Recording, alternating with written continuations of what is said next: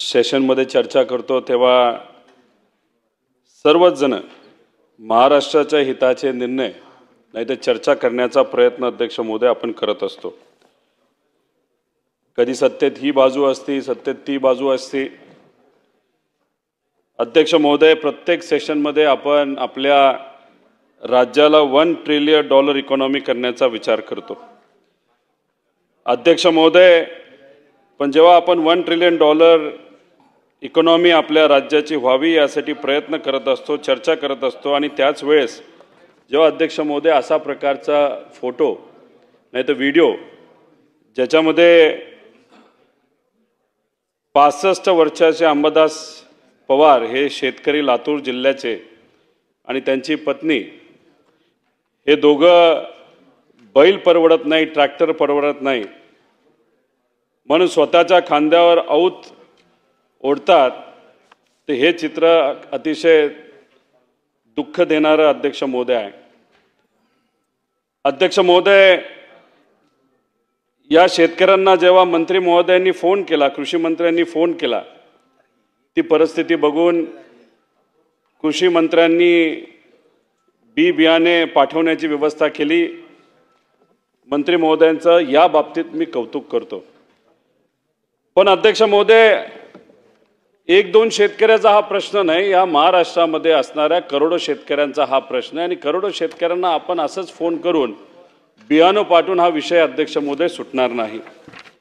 अध्यक्ष महोदय, कृषी मंत्र्यांनी जेव्हा त्यांना फोन केला, त्यांना विचारलं आपली काय अडचण आहे, आपल्याला काय पाहिजे।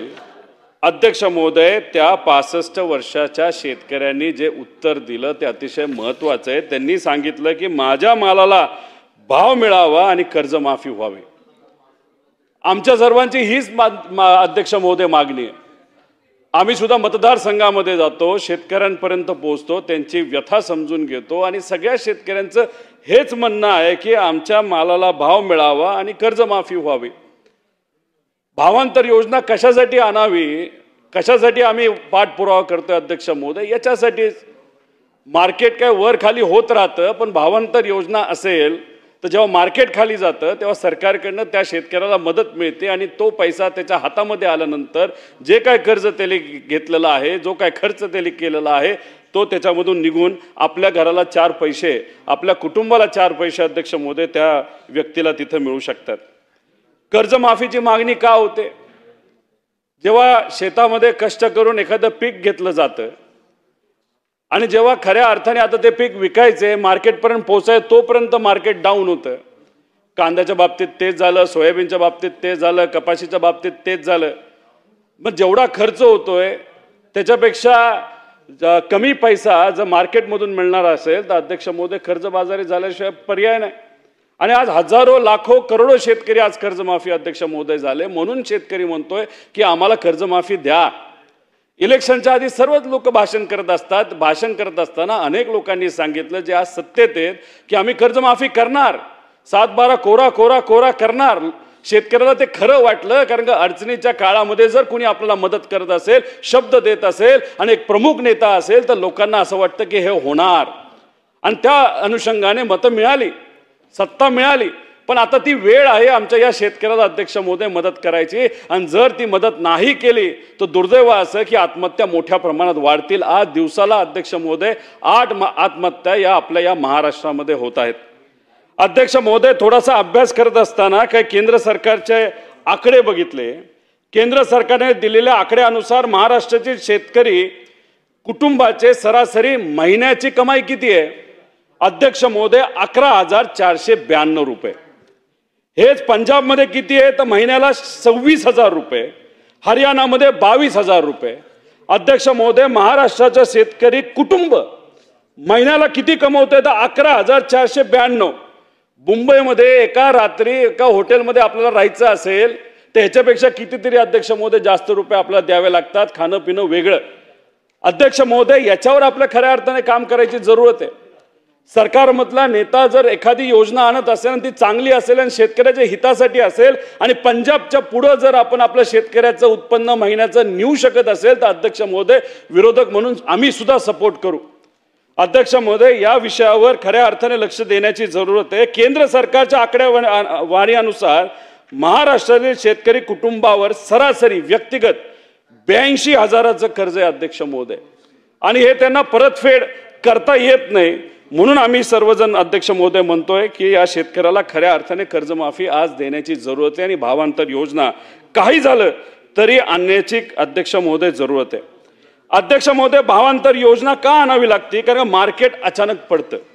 मार्केट पडण्याचे कारण काय? तर उत्पन्न आपल्या भारतामध्ये जर मोठ्या प्रमाणात वाढलं, मार्केटमध्ये हा सगळा माल आला आणि मग माल मार्केटमध्ये आल्यानंतर अध्यक्ष महोदय हे रेट पडतात आणि त्याच्यामध्ये शेतकऱ्याला नुकसान होतं. आम्ही जेव्हा मंत्री महोदयाशी बोलत होतो भावांतर योजनेच्या बाबतीत, तेव्हा त्यांनी सांगितलं 11 लाख क्विंटल आम्ही सोयाबीन विकत घेतलं. अभिनंदन करतो, 11 लाख क्विंटल आपण सोयाबीन विकत घेतलं. पण अध्यक्ष महोदय, या महाराष्ट्रामध्ये 50 लाख क्विंटल सोयाबीन तयार झालेलं आहे. म्हणजे 40 लाख क्विंटल सोयाबीन शेतकऱ्याला मार्केटमध्ये विकावं लागलं. आणि काय रेटला विकावं लागलं? तर जो काय आधारभूत किंमत सरकारने दिली त्याच्यापेक्षा 400 ते 500 रुपये अध्यक्ष महोदय कमी किमतीला विकावं लागलं. आणि त्याच्यात आमच्या या शेतकऱ्याचा नुकसान किती झालं असेल तर अध्यक्ष महोदय ते 10,000 कोटी रुपयाचं झालं. आता हा पैसा शेतकऱ्याकडे अध्यक्ष महोदय कुठून येणार? हा पैसा सरकारकडनंच द्यावा लागणार आहे. त्यामुळे भावांतर योजना ही आणली पाहिजे. अध्यक्ष महोदय, अजून एक गोष्ट जी राज्य सरकारने केंद्र सरकारशी चर्चा करण्याची जरूरत आहे. 2023 आणि 24 मध्ये आपण या देशामध्ये ॲग्रिकल्चर प्रॉडक्ट म्हणजे शेती विषयक असणारे जे प्रॉडक्ट्स आहेत हे किती इम्पोर्ट केले? 1,84,000 कोटी रुपयाचे. म्हणजे दुसऱ्या देशामध्ये असणारा जो शेतकरी आहे त्यांनी उत्पादित केलेलं जे कुठलं उत्पादन असेल ते आपल्या देशामध्ये आपल्या भारतामध्ये किती लाख कोटीचं 23-24 ला आलं? तर 1,84,000 कोटीचं आलं. आणि आर्थिक वर्षी 24-25 मध्ये त्याच्यामध्ये किती वाढ झाली? तर 20% वाढ झाली, 2,31,00,000 कोटी. काही गोष्टी आपल्याला आणाव्या लागत असतील पण त्या आपल्या देशामध्ये कशा उत्पादित होतील याच्यासाठी अध्यक्ष महोदय प्रयत्न करावे लागेल. अध्यक्ष महोदय, 24-25 मध्ये कापूस भारताच्या बाहेरून अमेरिका आणि ऑस्ट्रेलियावरनं आयात जो केला गेला त्याच्यामध्ये किती वाढ झाली? तर 46% अध्यक्ष महोदय वाढ झाली. आता हे विषय का सांगतोय? कारण का अध्यक्ष महोदय, आपण ऐकत असताल, टीव्हीवर बघत असताल, अमेरिका आणि भारतामध्ये कराराची चर्चा सुरू आहे. अध्यक्ष महोदय, अमेरिका काय म्हणतंय? ट्रम्प साहेब काय म्हणतायत? त्यांचं म्हणणं आहे की त्यांच्या म्हणजे अमेरिकेमध्ये जे जीएम पिकांचं उत्पादन होतं ते भारतामध्ये अध्यक्ष महोदय आलं पाहिजे. आता ह्याच्यामध्ये कुठली कुठली पिकं आहेत? सोयाबीन आहे, त्याच्याबरोबर कापूस आहे आणि मका आहे आणि इतर काही पिकं असतील. अध्यक्ष महोदय, याच्यावर जर आपण इम्पोर्ट ड्युटी काढून टाकली देशाने तर अध्यक्ष महोदय हे सर्व शेतकरी अडचणीत येणार. लाखो करोड शेतकरी आहेत. त्यामुळे राज्य सरकारकडनं केंद्र सरकारकडे जाऊन या बाबतीत अध्यक्ष महोदय आजच चर्चा करण्याची जरूरत आहे. त्याच्याचबरोबर अध्यक्ष महोदय, अमेरिका अजून काय म्हणते की डेअरी प्रॉडक्टसाठी भारत जे इम्पोर्ट ड्युटी लावतो ते काढा. भारतामध्ये सगळ्यात जास्त दूध कुठं उत्पादन होतं तर आपल्या महाराष्ट्रात होतं. असं जर इम्पोर्ट ड्युटी काढलं तर सगळे शेतकरी दूध उत्पादक शेतकरी अध्यक्ष महोदय हे खरंच खऱ्या अर्थाने अडचणीला येतील, दशथडीला त्या ठिकाणी अध्यक्ष मोदी लागतील.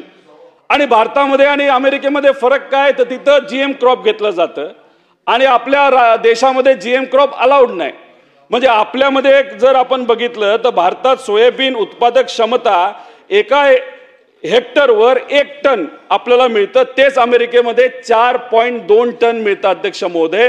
त्यामुळे राज्य सरकारने केंद्र सरकारशी बोलून बीटी कॉटन असेल नाहीतर जे काही आपलं जेनेटिकली मॉडिफाईड क्रॉप असेल ते जास्तीत जास्त आपल्या देशामध्ये कसं वापरलं जाईल आणि त्याच्यामध्ये शेतकऱ्याचं उत्पादन कसं वाढेल यासाठी अध्यक्ष महोदय प्रयत्न करण्याची जरूरत आहे. अध्यक्ष महोदय, याच्याच बरोबर एक महत्त्वाचा विषय मांडतो. अध्यक्ष महोदय, 2 मिनिटं. अध्यक्ष महोदय, शेतकऱ्याला जर शेती करायची असेल तर त्याला कर्ज घ्यावं लागतं. अध्यक्ष महोदय, पण कर्ज घेण्यासाठी जेव्हा हा शेतकरी नॅशनलाइज बँककडे जातो, प्रायव्हेट बँककडे जातो तेव्हा सिबिल बघितलं जातं. जसं या सेशनमध्ये या अधिवेशनमध्ये नाहीतर जेव्हा आम्ही हाऊसमध्ये असतो आम्ही एखादा विषय बोलण्याचा प्रयत्न करतो, बोलतो पण मंत्री ऐकतात नाही ऐकत, कधी कधी ऐकत पण नाहीत. जसं आमची परिस्थिती असती तशी दुर्दैवाने आज महाराष्ट्राचे मुख्यमंत्री आहेत शेतकऱ्याच्या हितासाठी अनेक वेळा बँकेची जेव्हा बैठक असती त्या बैठकीमध्ये तिथं त्यांनी सांगितलंय बँकेला की तुम्ही अजिबात सिबिल सक्ती करू नका, पण अध्यक्ष महोदय बँका ऐकत नाहीत. मग बँका जेव्हा ऐकत नाहीत तेव्हा पर्याय फक्त काय राहतो, तो कोऑपरेटिव्ह बँक. पण कोऑपरेटिव्ह बँक देऊन किती देणार? मग दुसरा पर्याय कुठला राहतो, तो प्रायव्हेट लोकांकडे जायचं, 5% महिन्याला पैसे उचलायचे व्याजाली आणि त्याच्यावर कुठेतरी शेती करायची. अध्यक्ष महोदय हे कसं परवडणार? त्यामुळे या सरकारला मी विनंती करतो की सिबिलच्या बाबतीत योग्य असा निर्णय घ्यावा आणि बँकेला सांगावं काही झालं तरी आमच्या शेतकऱ्याचं सिबिल त्या ठिकाणी तुम्ही बघणार नाही. अध्यक्ष महोदय, अवकाळी पावसाचं नुकसान खूप मोठ्या प्रमाणात झालं. जानेवारी ते एप्रिलमध्ये 28,000 हेक्टर, 25 मे 25 पर्यंत 77,000, जूनमध्ये 14,271, 1,20,000 हेक्टरवर अध्यक्ष महोदय नुकसान झालेलं आहे. पण आता ही भरपाई सरकार कुठल्या अनुषंगाने अध्यक्ष महोदय दिला? पूर्वीचा जो GR होता त्याच्यामध्ये मोठ्या प्रमाणात मदत ही शेतकऱ्याला मिळत होती. कोरडवाहू साठी 13,500 मिळत होते, बागायतीसाठी 27,000, फळबागेसाठी 36,000 आणि मदतीची मर्यादा 3 हेक्टर पर्यंत अध्यक्ष महोदय होती. पण आता नवीन GR मे महिन्यामध्ये आलाय, त्याच्यामध्ये कोरडवाहूला 8,500, बागायतीला 17,000, त्याच्याचबरोबर फळबागाला 22,500 आणि मदतीची मर्यादा 2 हेक्टर आहे. अध्यक्ष महोदय, आम्ही सरकारला विनंती करतो की जो जुना GR होता ज्याच्यामध्ये मोठ्या प्रमाणात अध्यक्ष महोदय मदत मिळत होती, त्याच GR प्रमाणे अध्यक्ष महोदय त्या ठिकाणी आमच्या शेतकऱ्याला मदत मिळावी. अध्यक्ष महोदय, शेवटचे 2 मुद्दे. पीक विम्याच्या बाबतीत अध्यक्ष महोदय अनेक वेळा आम्ही मुद्दा मांडलाय. पूर्वीच्या योजनेच्या अंतर्गत जिथे 1 रुपयाला विमा शेतकऱ्याला दिला जात होता, त्याच्यामध्ये जर आपण बघितले तर जे ट्रिगर्स होते ते खूप सारे ट्रिगर्स होते. त्याच्यामध्ये 5 ट्रिगर होते. पिकाची पेरणी न झाल्यास शेतकऱ्याला मदत मिळत होती.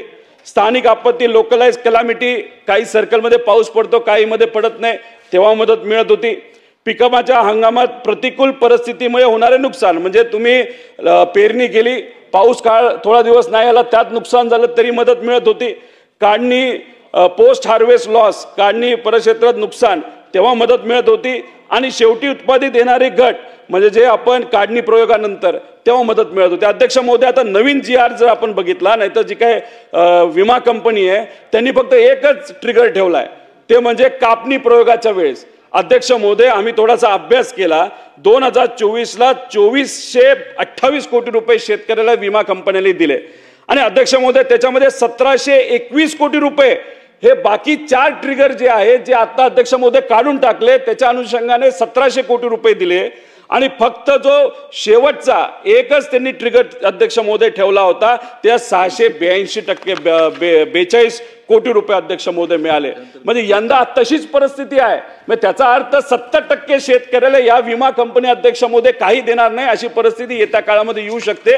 म्हणून सरकारने याच्यामध्ये अध्यक्ष महोदय लक्ष देण्याची जरूरत आहे. त्याच्याचबरोबर अध्यक्ष महोदय, कुठेतरी चोरी झाली असेल विम्यामध्ये, ती पकडावी. पण अध्यक्ष महोदय, मला कळत नाही, एखाद्या बँकेमध्ये जर काही चोरट्यांनी चोरी केली असेल तर ती चोरी पकडण्याऐवजी बँकच जर आपण बंद करणार असेल तर अध्यक्ष महोदय शेतकऱ्याचं काय होणार? त्यामुळे अध्यक्ष महोदय, या विमाच्या बाबतीत सरकारने खऱ्या अर्थाने लक्ष देण्याची जरूरत आहे. अनेक अध्यक्ष महोदय महत्त्वाचे विषय आहेत, याच्यामध्ये सरकारने खऱ्या अर्थाने शेतकऱ्याच्या हिताचे निर्णय घेण्याची जरूरत आहे. आणि हे अधिवेशन संपण्यापूर्वी अध्यक्ष महोदय सरकारला विनंती करतो, कर्जमाफी झाली पाहिजे, भावांतर योजना ही आली पाहिजे आणि विम्याच्या बाबतीत ज्या काही अटी चुकल्या आहेत विमा कंपनीच्या, त्या नीट पूर्वीसारख्या त्या कशा होतील यासाठी सरकारने प्रयत्न केले पाहिजे. प्रयत्न नाही तर ते अंमलबजावणी झाली पाहिजे, एवढीच विनंती अध्यक्ष महोदय सरकारला करतो. आणि आपण आम्हाला बोलण्याची संधी दिली त्यासाठी मनापासून आपले आभार व्यक्त